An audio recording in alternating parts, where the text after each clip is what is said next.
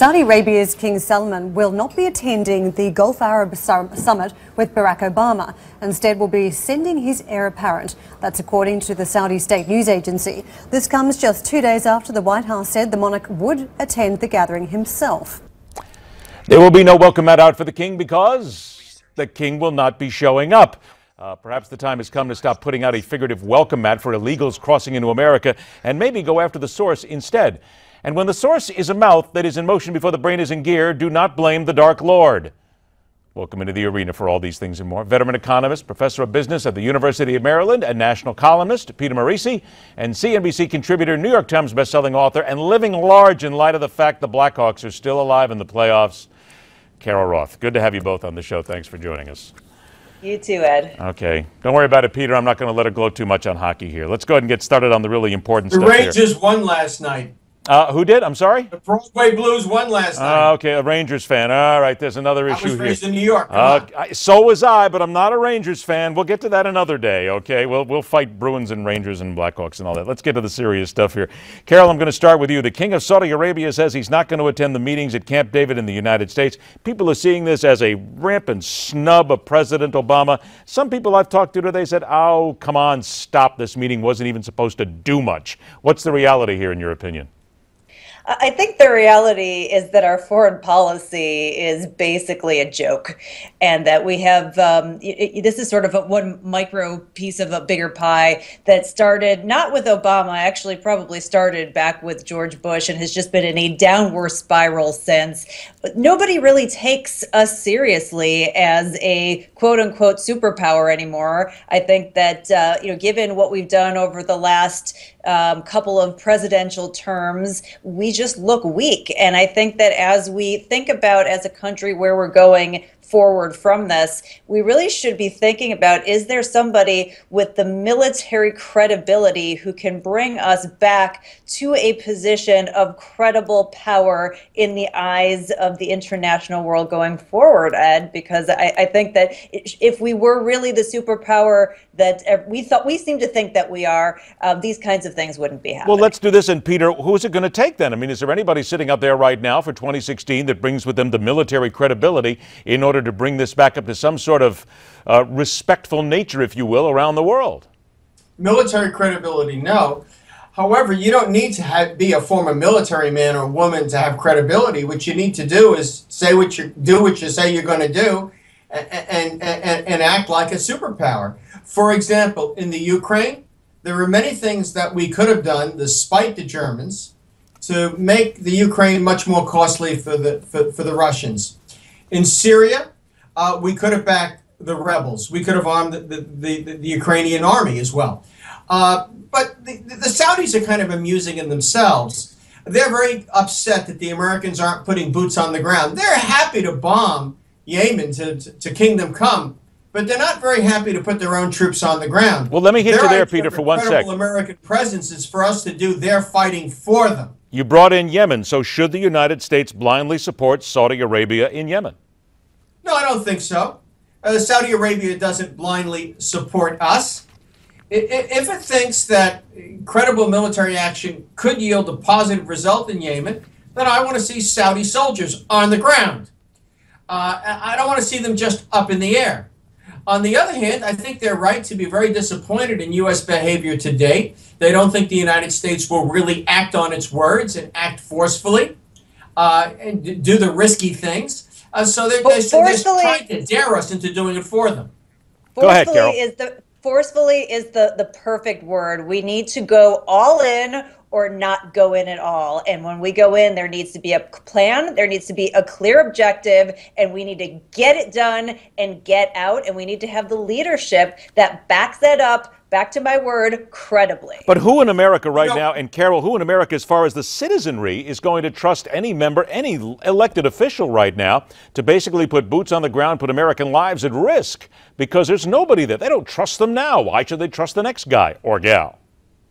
It's a problem, and obviously we have had a couple of presidents in a row that have eroded that level of trust from the American people, and so it's going to take somebody who is a great leader and who has that sort of bond of trust with the American public, and the challenge is that I don't know who that is right now. 30 seconds, Peter, to you. I think the U.S. president has to bring Americans along. They don't see a credible threat to American interests in the Crimea. That's why they don't want action. They don't want to be involved in Syria. That's why we don't have action. And in the South China Sea, they're having trouble connecting with what China is doing and the need for American action. The American president has to educate the population on what is necessary and then act accordingly. There you go. Educating the American public. I'm glad somebody finally said it out loud because it's what we try to do here every day. And quite frankly, I think sometimes people just aren't listening. Listen, perhaps. You will learn. Peter Morici, Carol Roth, please stand by. We're going to come back on the other side. And when we do, when you make a mistake and open your mouth, whom should you blame? Should you take responsibility or should you blame Satan? Next on MidPoint.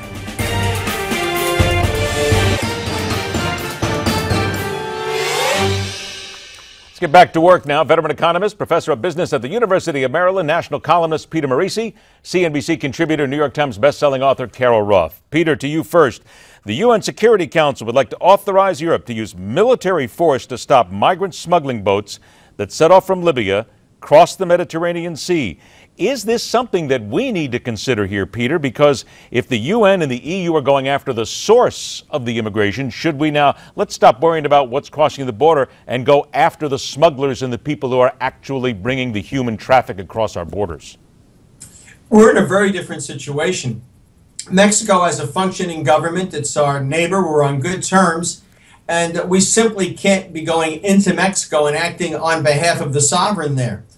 There are no waters between us. In the case of Libya, it's a state of entropy.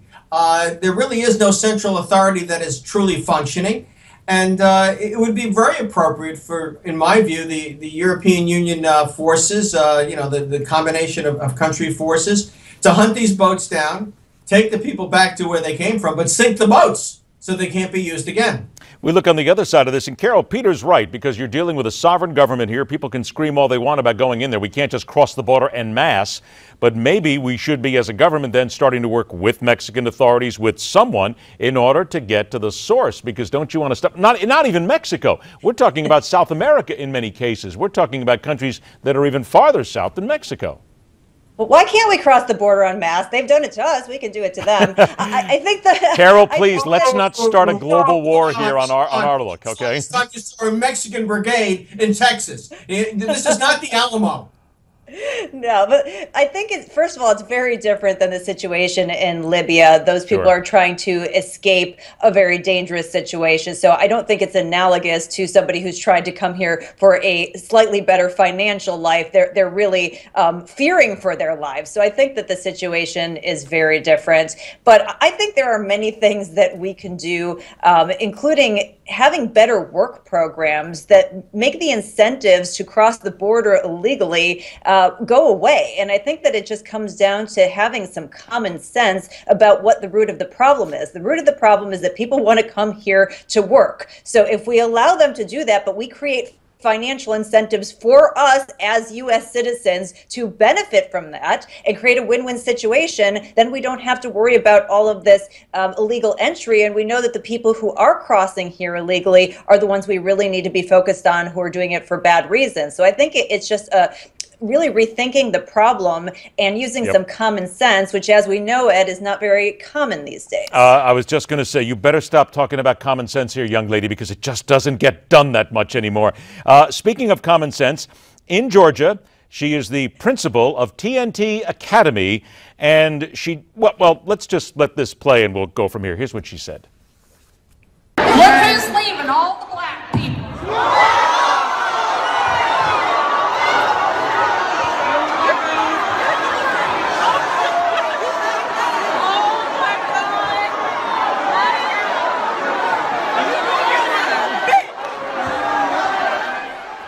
It was Nancy Gorduck. Apparently, she forgot the final speech. She dismissed everybody.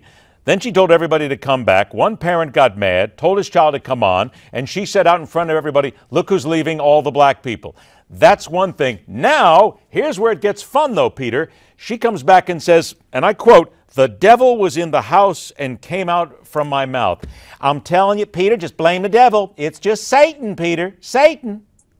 Well, I've been teaching for more than 40 years, and I've heard all kinds of excuses from students, but not one has blamed the devil for their actions. I don't think this woman is qualified to be running a school. It should simply be removed. Carol, isn't that the point here? Look, if you're an educator, you're supposed to know better than to say something incredibly stupid like that. To me and to a lot of other people, this means she should just be, maybe not fired, relieved, given early retirement, if you will. The entire thing was a hot mess. The fact that she couldn't get control over the crowd to begin with, that she forgot a speech, that she dismissed it, that she said something totally ridiculous, and then she blamed it on the devil. Obviously, this is clearly a woman who has some serious problems, and maybe she needs an exorcism so she can get that devil out of her and be on her merry way. I'm just wondering then, because we haven't seen this yet, but we have not seen we haven't seen any of the devil worshippers come up and actually get upset at this point. So I'm wondering, are we walking down unknown ground here, Carol? My goodness, we have to be careful. I don't know that the devil worshippers are awake right now to be able to see this video, but I think that when it comes later tonight and they see this, they can decide whether or not they want her to be a spokesperson for them. And I'm going to guess that they probably do not. She does not seem like she should be a spokesperson for anything. Peter, she's not going to get a job that easy in education next issue. Yes, but I do expect after this segment to see some burning pitchforks on my front lawn. I have no doubt. If you see that, please do us a favor, get a selfie, get something, and then send it, because this is television, it's a social media.